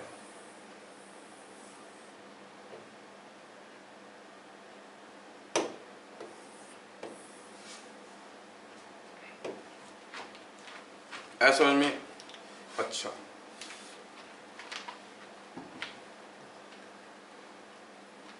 अगला क्वेश्चन देखते हैं। सपोज हम कहेंगे यहाँ पर कोई एक चार्ज पार्टिकल मूव कर रहा है। चलो मानते हैं कि Q है चार्ज, ये v वेलोसिटी में जा रहा है। यहाँ पर कोई दूसरा चार्ज पार्टिकल है, वो भी v वेलोसिटी में जा रहा है। ये क्वेश्चन का दो पार्ट मिलेगा आपको, एक पार्ट बोर्ड के लिए, दूसरे पार्ट एंट्रेंस के लिए, दोनों पार्ट देख लेना। ठीक है, तो बोर्ड वाला पार्ट को देखते हैं। मान लो कि इन दोनों के बीच में कुछ डिस्टेंस दिया गया है। डिस्टेंस बिटवीन देम इज से something r। find the magnetic force between the two charges। अच्छा, दोनों चार्ज के बीच में मैग्नेटिक फोर्स पूछा गया। ठीक है, दूसरा पार्ट को हम लोग देखेंगे। अब ये चार्ज पार्टिकल के ऊपर मैग्नेटिक फोर्स तब आएगा जब ये किसी मैग्नेटिक फील्ड में मूव करेगा। एट द इंस्टेंट शोन, यहाँ पे कोई चार्ज है और यहाँ पे कोई चार्ज है। चलो इस पॉइंट को नाम देते हैं ए और इस पॉइंट को नाम देते हैं बी। चार्ज पार्टिकल को कोई फोर्स मिलेगा अगर बी में मैग्नेटिक फील्ड होगा तो। हाँ, मूविंग चार्जेस है तो बी पॉइंट में तो मैग्नेटिक फील्ड होगा। बी पॉइंट में जो मैग्नेटिक फील्ड होगा, फॉर योर अंडरस्टैंडिंग मैं चार्जेस को Q1 Q2 कर देता हूं, मेरे को कोई दिक्कत नहीं है। Q2 के ऊपर मैग्नेटिक फोर्स तब आएगा जब Q2 की पोजीशन पे कोई मैग्नेटिक फील्ड होगा। Eight the position of Q2 कुछ मैग्नेटिक फील्ड है क्या? हाँ, ये सब मूविंग चार्जेस है तो है। किसके लिए है? Q1 की मोशन के लिए कि Q2 के मोशन के लिए कि दोनों के लिए? Q2 के लिए क्या होगा हम पहले भी बता चुके हैं। For a moving charge along its line of motion magnetic field at every point was 0। तो Q2 के चलते अपनी लाइन ऑफ मोशन पे कोई मैग्नेटिक फील्ड नहीं हो रहा है, नहीं। तो यहाँ पे जो मैग्नेटिक फील्ड है वो Q2 के लिए नहीं हो सकता, because it is along the line of motion। Q1 के लिए होगा, नहीं। तो क्या लिखेंगे? सॉल्यूशन में लिखेंगे at position of Q2 the magnetic field is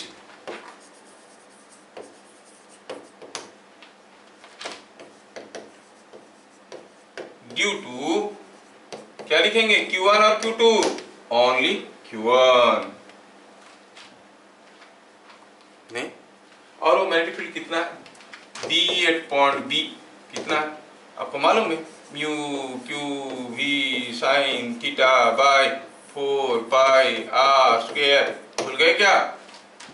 बार से लॉ बिगिनिंग किए थे हम लोग यहाँ से। Yes sir. Mu Q V sine theta by 4 pi R square. R तो ऑलरेडी दिया हुआ है और यहाँ पर थीटा क्या है? Are you know the position vector of the point. ये अगर आर वेक्टर है, ये अगर आर वेक्टर है तो ये एंगल भी तो 90 डिग्री है। समझ में आ रहा है क्या? अच्छा, ऐसा है तो थीटा हो गया 90 डिग्री। Theta is 90 degree. क्या मिला है यहाँ पर? Please mu Q V, Q क्या? हाँ, Q1 के लिए हो रहा है तो Q1 लिखेंगे। म्यू Q1 भी बाय 4 पाई आर स्क्वायर। ये हो गया मैग्नेटिक फील्ड। अब Q2 के ऊपर कुछ फोर्स आएगा। क्यों? क्योंकि वो ऐसा एक मैग्नेटिक फील्ड में मूव कर रहा है। कितना फोर्स आएगा? क्यू ही बी साइन थीटा वाला फॉर्मूला यू नो, नहीं। अच्छा, ये जो मैग्नेटिक फील्ड है बी के पोजीशन पे, at the position of B, Q1 के चलते ये मैग्नेटिक फील्ड बन रहा है, उसका डायरेक्शन क्या है? What is the direction of this magnetic field? Close your right hand fist with your thumb being open. Let your thumb indicate the direction of velocity of the positive charge. Other fingers are entering. That means here the magnetic field is inward. समझ में आया क्या? अच्छा, अगर ये है तो हम कहेंगे force on Q2 is equal to Q2 V B sine theta. B मतलब B at position B। Q2 तो Q2 है, V तो हम लोग जानते हैं कि V है। B क्या था? अभी देखें, mu Q1 V by 4 pi R square. क्या बता सकते हो? थीटा इज एंगल बिटवीन, किसके किसके बीच में एंगल है यहाँ पर? B at B and V। क्या है वो? 90 डिग्री। कैसे भाई? यहाँ पर जो मैग्नेटिक फील्ड था वो इनवर्ड था, वेलोसिटी ऐसा है तो दोनों के बीच में एंगल हो गया 90 डिग्री। यस। बातें समझ में आ रहे हैं क्या? है? नींद आ रहा है? फिर क्या आ रहा है? थोड़ा सा वो समझ में नहीं आया। हाँ, हम जानते हैं, हम तो पर्चा ही देख के पता कर लेते हैं किसको समझ में आया नहीं आया। कौन सा समझ में नहीं आया? उससे पहला वाला। इससे पहले वाला? नहीं नहीं, वो जो उस पेज में लिखा हुआ है। उससे पहला। कैसे गया? इसके ऊपर जो फोर्स आएगा, ये जो Q2 है उसके ऊपर फोर्स क्यों आएगा? क्योंकि ये मूव कर रहा है और यहाँ पर मैग्नेटिक फील्ड है। यहाँ पर जो मैग्नेटिक फील्ड है वो इनवर्ड है, दिखने लगा। मैग्नेटिक फील्ड ऐसा है, चार्ज ऐसे जा रहा है तो फोर्स ऐसे होगा, अट्रैक्टिव फोर्स होगा।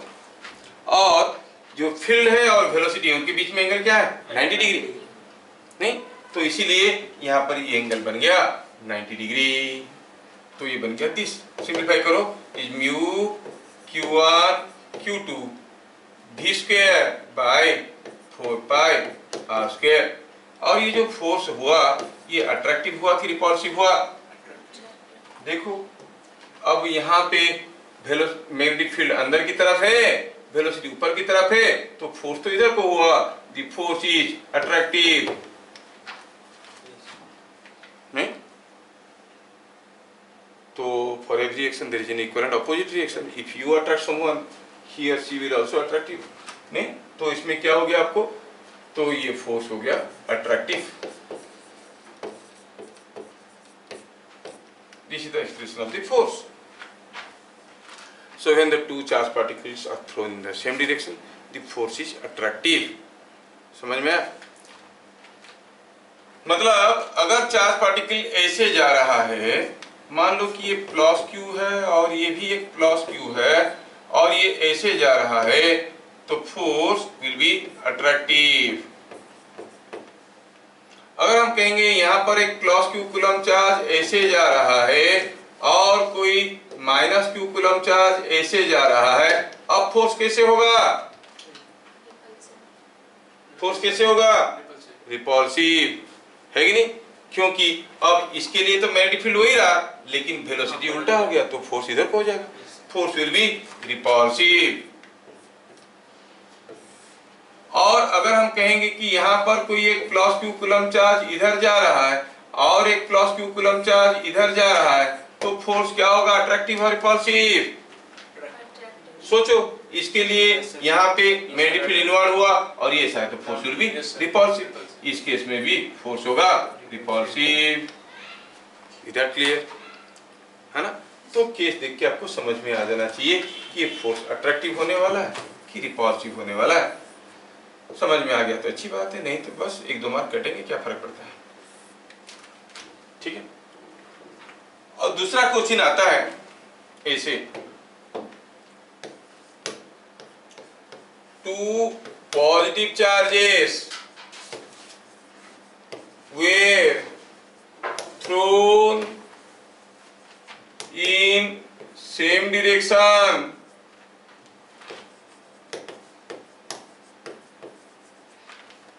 on parallel tracks.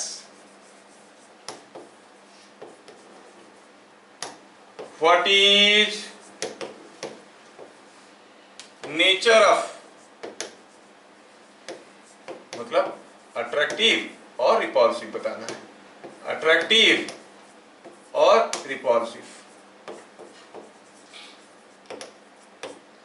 of the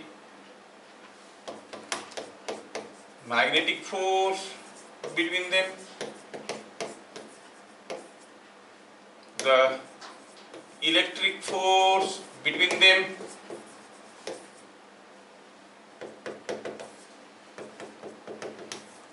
net force between them। ये हो गया बोर्ड वाला क्वेश्चन और एंट्रेंस में भी आता है। दो चार्ज पार्टिकल, दोनों पॉजिटिवली चार्ज पार्टिकल है भैया, दोनों को पैरेलल ट्रैक में फेंक दिया गया। मान लेते हैं कि Q1 Q2 है और कुछ वेलोसिटी V1 V2 में फेंक दिए। अभी थोड़ी देर पहले हम देख चुके हैं मैग्नेटिक फोर्स का फॉर्मूला क्या था? क्या था ये? It was mu Q1 Q2 v square, क्योंकि दोनों का वेलोसिटी बराबर था। अलग अलग होता तो mu Q1 Q2 V1 V2 by 4 pi r square होता, नहीं? और क्या था? अट्रैक्टिव। तो आपको समझ में आ गया मैग्नेटिक फोर्स कैसे होगा? अट्रैक्टिव। मैग्नेटिक फोर्स कैसे होगा? अट्रैक्टिव। ये हमें समझ में आया। कौन सी ऑर्डर का होगा? Of what order? अब देखो यहाँ पर Q1 Q2 कुछ होंगे, अलग बात है, अगर यूनिट चार्ज भी लेते हैं तो mu is of the order of mu by 4 पाई का वैल्यू 10 पावर माइनस 7 है, नहीं? Yes sir. सो ये म्यू 10 पावर माइनस 7 ऑर्डर में आया। और Q1 Q2 v square by r square तो है साथ साथ। अगर हम इलेक्ट्रिक फोर्स की बात करेंगे वो कैसे होगा? दोनों पॉजिटिव चार्ज है तो रिपल्सिव होगा। क्या होगा repulsive force? K Q1 Q2 by r square, yes sir. नहीं? K Q1 Q2 by r square और K का value is 9 into 10 power 9 which is almost 10 to the power 10। Yes sir. So ये क्यों इसका constant कौन सी order का हुआ? 10 to the power 10, इसका 10 पावर माइनस 7। तो ये अट्रैक्टिव फोर्स इतना वीक है और रिपल्सिव फोर्स इतना स्ट्रांग है। तो नेट फोर्स कैसे होगा अट्रैक्टिव और रिपल्सिव? रिपल्सिव। यस, ये याद रखना है कि net force is repulsive.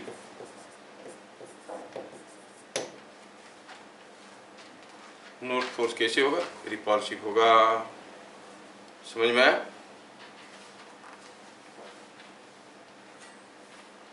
Net force will be repulsive, magnetic force will be attractive, electric force will be repulsive.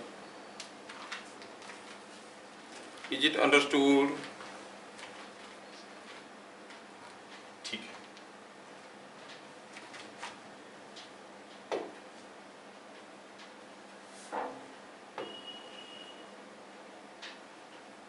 Okay.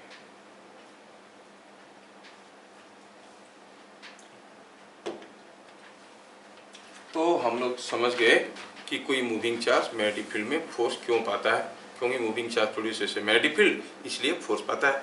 Static charge magnetic field नहीं बनाता है तो उसके ऊपर कोई फोर्स नहीं आता है। कितना फोर्स आता है मूविंग चार्ज के ऊपर? QV sin थीटा, and that force is perpendicular to V and B given by right hand palm rule. Force being perpendicular to velocity, no work is done by the force on the moving charge. So a charge thrown in a magnetic field moves with constant speed because there is no change in kinetic energy. Moves with constant speed in the magnetic field. For constant velocity motion, the force on the charged particle must be zero. नहीं, तब acceleration zero होगा, velocity constant होगा. And for that, the angle between V and B must be either zero or 180 degree. And that force being perpendicular to velocity always tries to move the charge in a circular path whose radius is mv by qv sin theta, है ना? ऐसे था। चलिए अब हम लोग देखते हैं केस 1।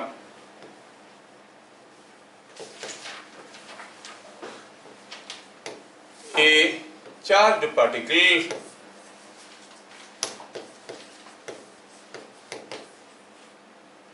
अगर इस फोर्स वाले आर्टिकल से कोई फोर्स आएगा तो इस आर्टिकल से आएगा जो अभी मैं करने जा रहा हूँ। बोर्ड की बात करें, बहुत इंपॉर्टेंट है, इसके ऊपर आता है, इसलिए बच्चों को वो रेडियस के बारे में गलत फहमी हो जाता है क्योंकि इसके ऊपर भर भर के क्वेश्चन दिया है। ए charge particle charge Q mass M was thrown with speed v inside a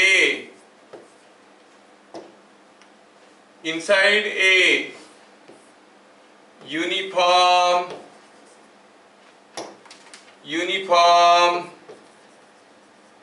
magnetic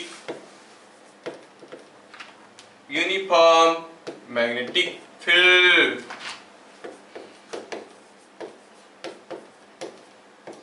in a direction perpendicular to field।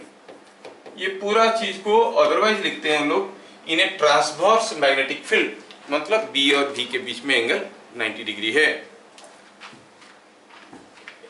कोई कंफ्यूजन हो सकता है। ट्रांसवर्स मैग्नेटिक फील्ड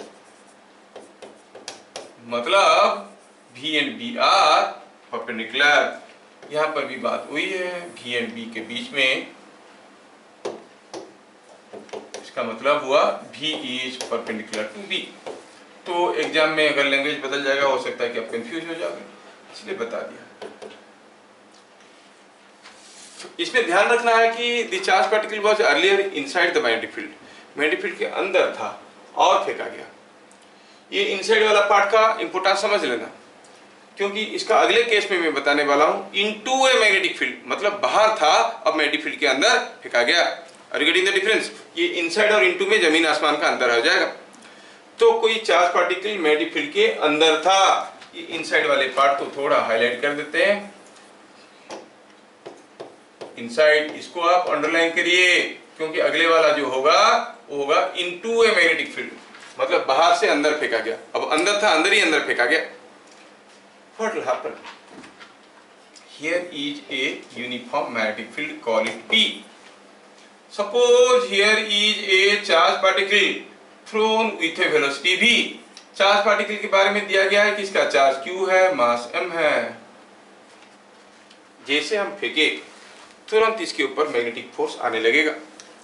क्या बता सकते हो इसके ऊपर मैग्नेटिक फोर्स लेफ्ट की तरफ होगा कि राइट की तरफ होगा, बाहर की होगा, अंदर होगा, ऊपर होगा, नीचे होगा, कौन सी दिशा में होगा?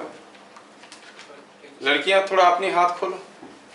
हाँ, मैग्नेटिक फील्ड कैसा है? ऐसा। वेलोसिटी ऑफ पॉजिटिव चार्ज ऐसा।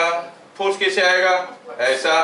तो this will immediately experience a force like this, and you know this force behaves as the centripetal force and it will tend to move this in a circular path. जो circular path में जाएगा उसका radius क्या होगा बाद में देख लेंगे, लेकिन सेंटर कहाँ होगा? Because the force is centripetal force, the force is directed towards center. मतलब ये अभी एक ऐसा सर्कुलर पाथ में घूमने की कोशिश करेगा जिसका सेंटर इस लाइन पे कहीं ना कहीं होगा। समझ में आया क्या? Because the force is behaving as centripetal force. जैसे फोर्स आया तो ये चार्ज और ऐसे कहाँ जा पाएगा? फोर्स नहीं होता तो सीधे चले जाता, लेकिन फोर्स क्या होगा? फोर्स के चलते उसका डायरेक्शन मुड़ेगा। जब वो यहाँ पे आएगा और कुछ ऐसे जाएगा, स्पीड बढ़ेगा कि घटेगा? सेम रहेगा। मैग्नेटिक फील्ड आपकी तरह है, कोई काम नहीं करता है ना? क्या मस्त, याद रखना कितना आसान है। कोई काम नहीं करता है तो there will be no change in kinetic energy और स्पीड कांस्टेंट रहेगा। ठीक है, जब वो आके यहाँ पे पहुंच गया तब मैग्नेटिक फील्ड तो वही है अंदर की तरफ, लेकिन वेलोसिटी ऐसा है तो force will be like this. That means this charge particle at this position will experience a force in this direction. Again the force is perpendicular to velocity. तो अब ये इंडिकेट कर रहा है सेंटर, ये भी इंडिकेट कर रहा है सेंटर, मतलब centre must be somewhere here, दोनों को सेटिस्फाई करते हुए it will move in a circular path with centre being here. और कैसा घूमेगा? ये ऐसा घूमेगा, ऐसा ऐसा ऐसा ऐसा ऐसा घूमते घूमते घूमते घूमते अपना रास्ता कंप्लीट करेगा। गंदा हो गया, थोड़ा दोबारा ड्रा करते हैं। हाँ,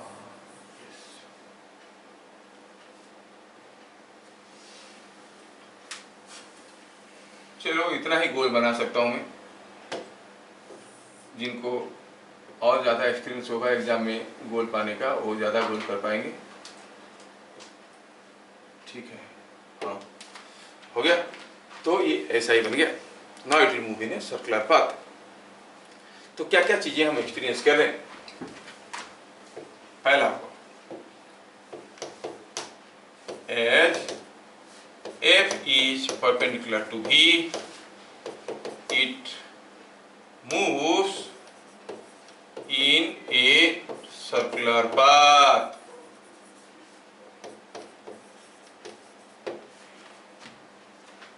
ठीक है, it moves in a circular path. क्या ये यूनिफॉर्म एक्सीलरेशन मोशन है कि नॉन यूनिफॉर्म एक्सीलरेशन मोशन है? सोचो, क्या फोर्स कांस्टेंट है? हरदम भी कांस्टेंट है? क्या वेलोसिटी कांस्टेंट है? वेलोसिटी कांस्टेंट है नहीं, स्पीड कांस्टेंट है। वेलोसिटी कांस्टेंट नहीं है तो जो मैग्नेटिक फोर्स का क्या फॉर्मूला था? Q we B sine theta नहीं, और भी और बी के बीच में क्या एंगल हो रहा है? बी कौन सा भी पोजीशन में वेलोसिटी और मैग्नेटिक फील्ड के बीच में एंगल 90 डिग्री हो रहा है। तो magnitude of force is constant, but is the direction of force constant? कभी फोर्स ऊपर की तरफ होता था, कभी इधर होगा, कभी नीचे होगा, कभी इधर होगा। Direction of force is changing. As the direction of force is changing, you say it is not a constant force, and as it is not a constant force, the acceleration is not constant, so it is a non uniform acceleration motion. बात समझ में आया क्या? The force is changing in direction, magnitude of force में भी constant. ठीक है, the magnitude of force is constant.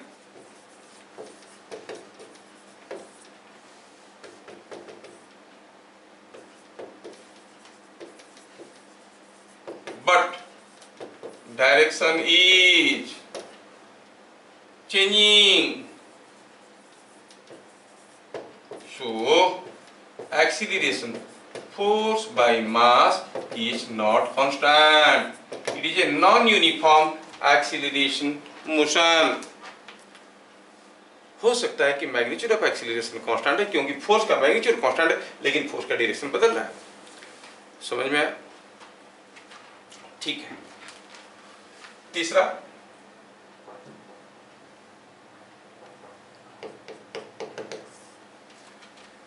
if the magnetic force is behaving as centripetal force, अभी जो मैं लिखने जा रहा हूं ये 2 मार्क के लिए डिराइवेशन आता है। Derive an expression for radius of the circular path followed by a charged particle thrown in a transverse magnetic field। तो आपको मानना है कि V और B के बीच में एंगल 90 डिग्री है। जो मैग्नेटिक फोर्स था वो आप जानते हो कि Q V B sin theta होता है और इसमें थीटा 90 डिग्री है ना, और सेंट्रीपिटल फोर्स होता है mv²/r। हियर थीटा कितना है? Angle between V and B and that is 90 degree already दिया गया है केस में, तो यहां से R का वैल्यू मिला mv/qb। पहले हम क्या निकाले थे? mv/qb sin theta. वहां पे V और B के बीच में एंगल 90 डिग्री नहीं था, किसी दूसरे एंगल में फेंके थे। अब ये perpendicular to the magnetic field फेंका गया है, तो क्या बन गया? R का वैल्यू mv/qb। ठीक है, R का वैल्यू मिला mv/qb। ठीक है, the particle will keep on moving in a circular path of radius mv/qb। इसके ऊपर ढेर सारे क्वेश्चन करने के बाद बच्चों को रेडियस का मतलब mv/qb याद रह जाता है। जबकि अगर कोई पूछेगा कोई चार्ज पार्टिकल को किसी मैग्नेटिक फील्ड में फेंको तो क्या होगा radius of the path? mv/qb sin theta लिखना चाहिए। बीट नंबर 3,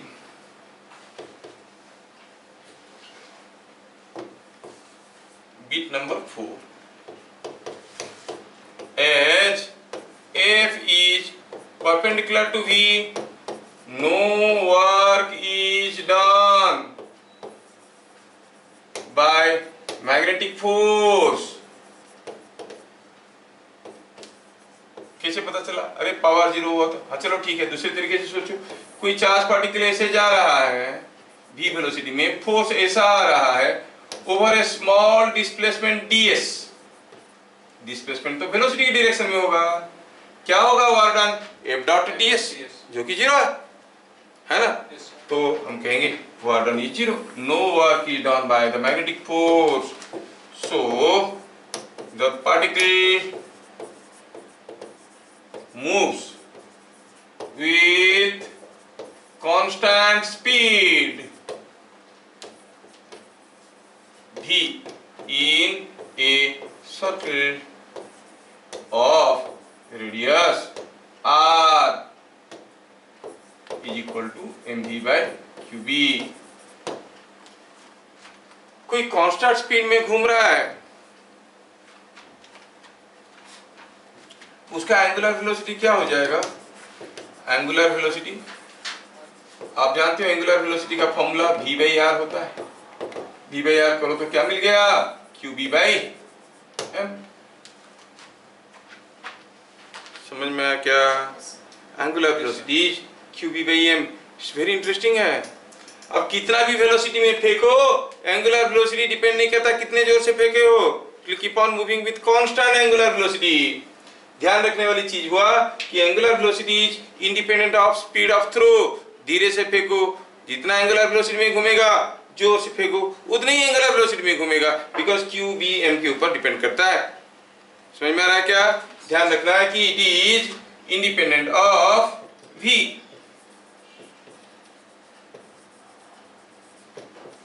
स्कूल वाले बड़े मजे लेके पूछते हैं सब क्वेश्चंस, जोर से फेंकेंगे तो एंगुलर वेलोसिटी ज्यादा होगा कि धीरे से फेंकेंगे तो एंगुलर वेलोसिटी ज्यादा होगा? दोनों ही केस में बराबर एंगुलर वेलोसिटी होगा।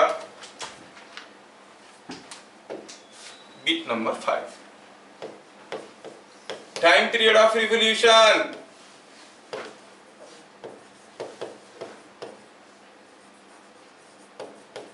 You see, time period of revolution is t, which is 2 pi by omega, that is 2 pi m by qb। ये भी इंडिपेंडेंट ऑफ v है। Time period is independent of v। कहने का मतलब है, अगर ऐसा कोई एक मैग्नेटिक फील्ड में कोई एक चार्ज पार्टिकल जिसका चार्ज q मास m है, उसको अगर हम धीरे से फेंकते हैं, v1 फेंकते हैं, तो ये छोटा सा सर्किल बना के वापस आ जाएगा। अगर सेम चार्ज पार्टिकल q और m वाला, उसको अगर ज्यादा वेलोसिटी में फेंकते हैं तो बड़ा सर्किल बना के वापस आ जाएगा। ये v2 is more than v1, लेकिन इस केस में घूम के आने के लिए जितना समय लगेगा, इस केस में घूम के आने के लिए उतने ही समय लगेगा। t is independent of velocity of throw. समझ में आ रहा है क्या? यहाँ पर जो t1 होगा और यहाँ पर जो t2 होगा, दोनों बराबर होंगे। It is independent of velocity of throw. समझ में आया क्या? दोनों का टाइम पीरियड बराबर रहेगा, because it depends upon q and m। कोई चार्ज पार्टिकल को किसी एक ट्रांसवर्स मैग्नेटिक फील्ड में धीरे से फेंकेंगे तब भी अपनी जगह वापस आएगा, जोर से फेंकेंगे तब भी अपनी जगह वापस आएगा, और दोनों ही केस में बराबर समय के बाद वापस आएगा। हाँ, छोटा सर्किल बनाएगा या बड़ा सर्किल बनाएगा, डिपेंड करता है कितने जोर से थ्रो किए, क्योंकि radius was mv by qb, it was depending upon the speed of throw. क्या मेरी बात सबको समझ में आ रहा है? हाँ, बढ़िया। यहाँ पे और एक इंपॉर्टेंट चीज मैं बताना चाहूंगा। Before I go for the other important चीज, मैं आपको पूछना चाहूंगा, क्या आप प्रेडिक्ट कर सकते हो कि सपोज ऐसा एक मैग्नेटिक फील्ड में कोई चार्ज पार्टिकल को हमने ऐसा फेंक दिया। अब ये चार्ज पार्टिकल का वेलोसिटी b को परपेंडिकुलर है, हाँ है। क्या ये सर्कुलर पाथ में घूमेगा? हाँ घूमेगा। कैसे घूमेगा? क्लॉकवाइज कि एंटी क्लॉकवाइज? आपको बताना है। ये चार्ज पार्टिकल इस मैग्नेटिक फील्ड में सर्कुलर पाथ में घूमने वाला है, क्लॉकवाइज कि एंटी क्लॉकवाइज?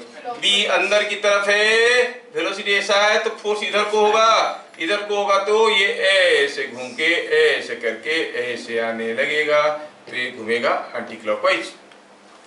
केस बदल देते हैं। यहाँ पर कोई एक मैग्नेटिक फील्ड है और यहाँ पर हमने कोई एक नेगेटिव चार्ज पार्टिकल को ऐसे फेंक दिया, माइनस q कूलम चार्ज को इधर फेंक दिया। अब ये माइनस q कूलम चार्ज कैसा मूव करेगा, क्लॉकवाइज की एंटी क्लॉकवाइज, वो आपको बताना है। How it is going to move, मैं थोड़ा डायरेक्शन बदल देता हूँ तो आपको थोड़ा क्लैरिटी मिलेगा। यस यस यस, ये माइनस q कूलम चार्ज को मैं ऐसे फेंक दिया।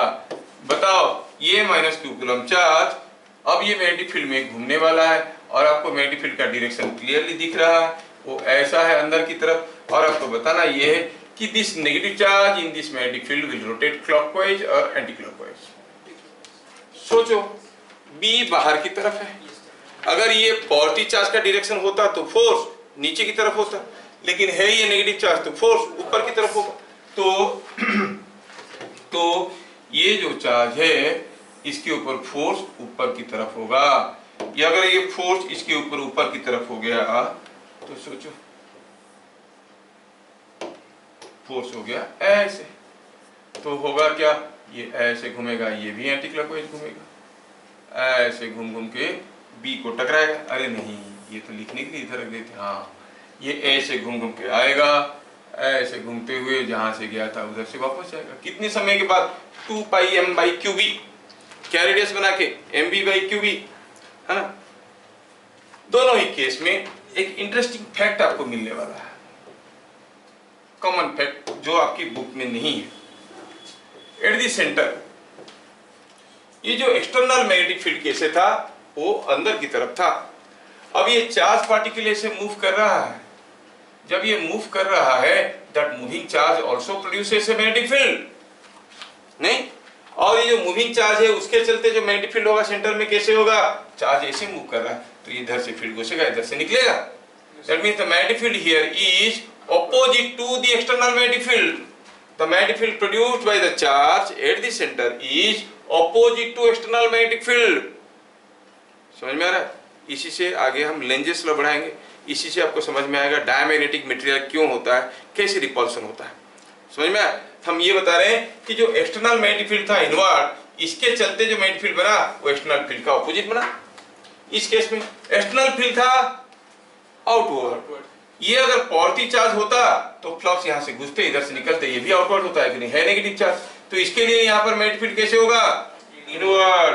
कहने का मतलब ये है कि दोनों ही केस में कॉमन थिंग हम देख रहे हैं, वो ये है कि the magnetic field produced by the moving charge at the centre is always opposite to the external transverse magnetic field. समझ में आ रहा है क्या? तो that is what is to be quoted, what you write, the magnetic field produced, the magnetic field produced by the moving charge at center of circle is center of circle is always opposite to the external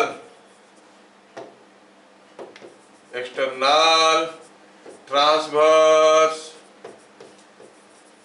magnetic field.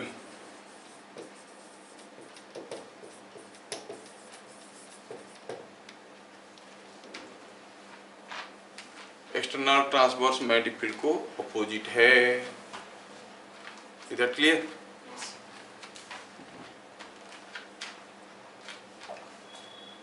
ठीक है, तो when A charge particle is throne inside a transverse magnetic field, what happens with it? We have seen it moves in a circular path, undergoes a non-uniform acceleration motion. The radius of the path becomes mv by qb, and the time period of revolution is independent of velocity of throw, and that was equal to 2 pi m by qb. The magnetic field produced by the charge at the center of the circle is always opposite to the external transverse magnetic field at the center. समझ में आया क्या? ये सब चीजें हम लोग देख लिए। ठीक है, अभी हमें केस 2 देखना है, जिसमें ए चार्ज पार्टिकल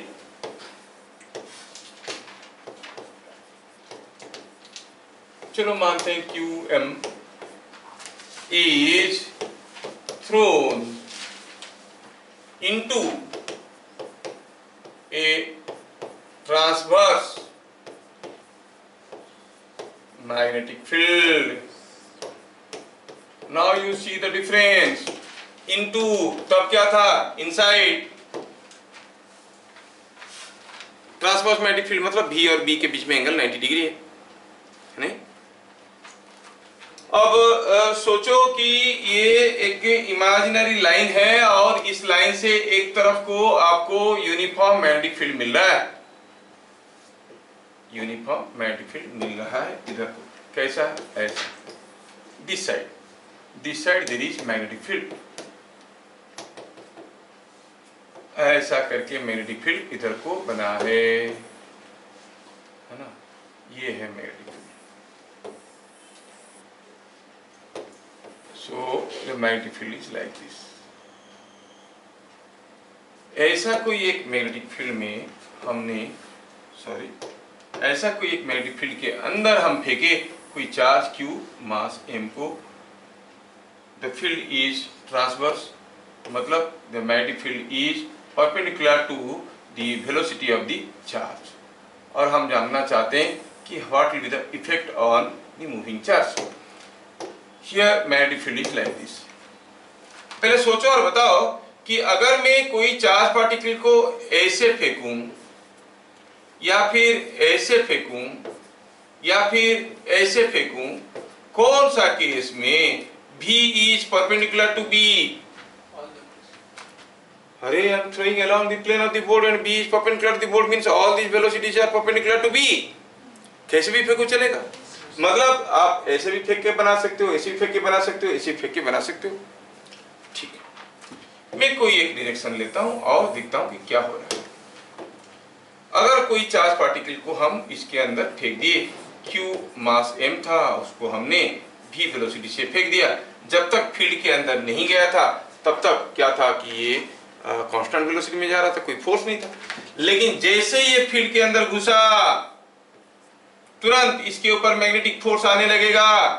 सोचो कि मैग्नेटिक फोर्स कैसे होगा, चार्ज इधर से जा रहा है, this is what is the velocity of the charge, field अंदर की तरफ है, वेलोसिटी ऐसा है, तो फोर्स ऐसे होगा, force will be perpendicular to the velocity. तो होगा क्या, इसको मोड़ मार के ऐसे करते करते यहां से आएगा, और जैसे एक बार बाहर निकला फिर से फोर्स गायब और ये फिर से एक कांस्टेंट वेलोसिटी में भाग जाएगा। क्या मेरी बात समझ में आ रहा है? Yes, sir.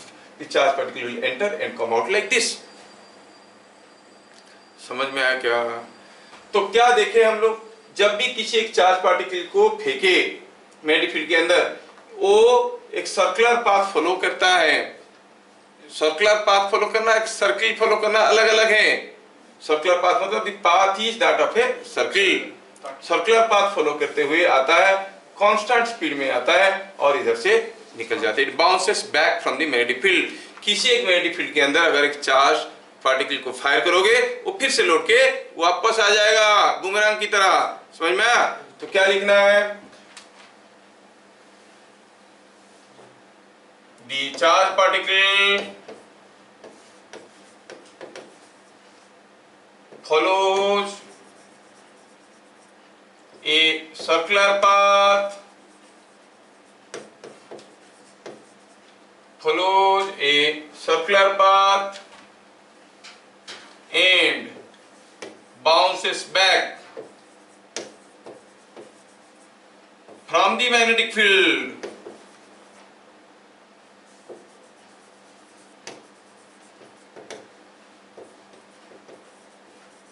अब बताओ, स्पीड बढ़ेगा कि घटेगा? कोई वर्क नहीं करता आपकी तरह है, no change in kinetic energy, speed will remain same with same speed, with same speed. ये उस मैग्नेटिक फील्ड से इतना बड़ा फील्ड बना है, बगल में ही काम नहीं कर गया, बेकार का। चलो ठीक है, दोबारा कॉपी कर लेंगे इसको। With same field, same speed. क्या आपको ये बातें समझ में आया? अगर समझ में आया तो आपको बताना है ये क्वेश्चन।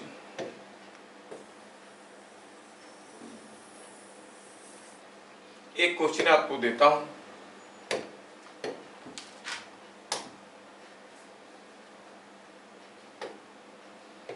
हुआ यूं है कि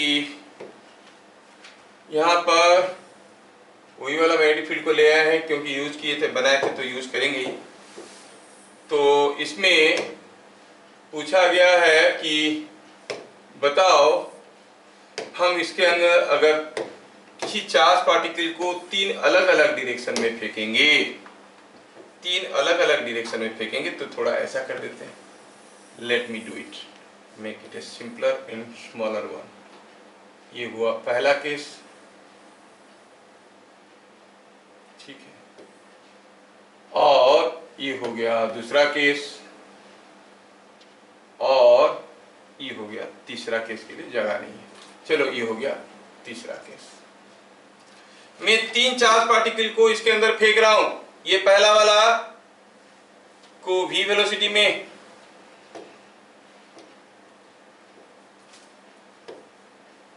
चार्ज q मास m ऐसे फेंका। दूसरे वाले को v वेलोसिटी में ऐसे फेंका, charge q mass m with speed v।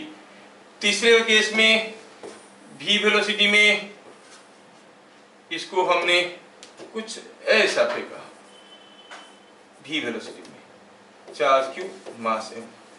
Question ये है कि in which case the charge particle comes out of the, in each case charge particle will come out of the magnetic field. कौन सा case में सबसे ज्यादा समय के बाद निकल के आएगा? In which case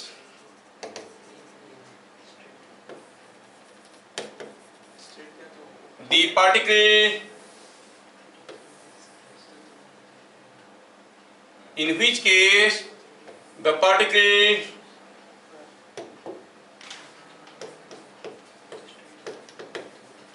comes out of the magnetic field at the earliest.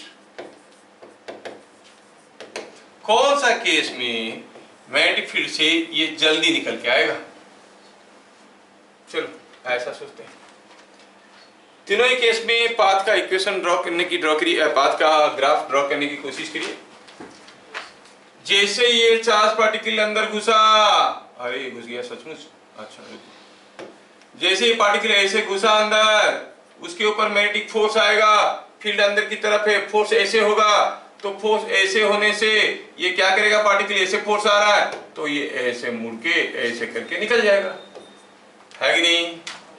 दूसरे केस में जैसे ये अंदर घुसा, फोर्स कैसे आएगा, ऐसे आएगा, मतलब इसका जो सेंटर होगा कहाँ पे होगा, इसी लाइन पे ही होगा। इसकी केस में सेंटर बाहर था नहीं, because this force was the centripetal force. अब सेंटर यहाँ पे होगा तो ये ऐसे करके सेमी सर्किल करके निकल के आएगा। तीसरी केस में जब ये ऐसे घुसा तब उसके ऊपर जो फोर्स आएगा, फील्ड अंदर की तरफ, वेलोसिटी ऐसा है तो फोर्स इधर को होगा, फोर्स इधर को होगा तो सेंटर इधर कहीं होगा, इस सेंटर के चारों तरफ घूमते हुए ये निकल के आएगा। Are you getting? तीनों ही केस में the particle moves with the same speed, क्योंकि मैग्नेटिक फील्ड आपकी तरह है, कोई काम नहीं करता है, स्पीड रिमेन सेम। और यहाँ पर कम दूर जाना पड़ रहा है, उससे ज्यादा दूर, इससे सबसे ज्यादा दूर, सेम स्पीड में जा रहा है, और रेडियस भी वही है, mv/qb हर एक केस में। तो इसका मतलब this path is the longest, यहाँ पर सबसे ज्यादा समय लगेगा उसको निकल के आने के लिए, जबकि इस केस में जल्दी निकल के आ जाएगा। समझ में आ रहा है क्या? तो आप कहोगे TB is less than TA is less than TC। ये वाला केस A है, ये वाला केस C है, ऊपर वाला B था। क्या मेरी बात समझ में आया? Is it understood? हाँ, तो चलिए, time is a big constraint and will see it again. ठीक है, फिर मिलेंगे अगले क्लास, तब तक के लिए जय हिंद।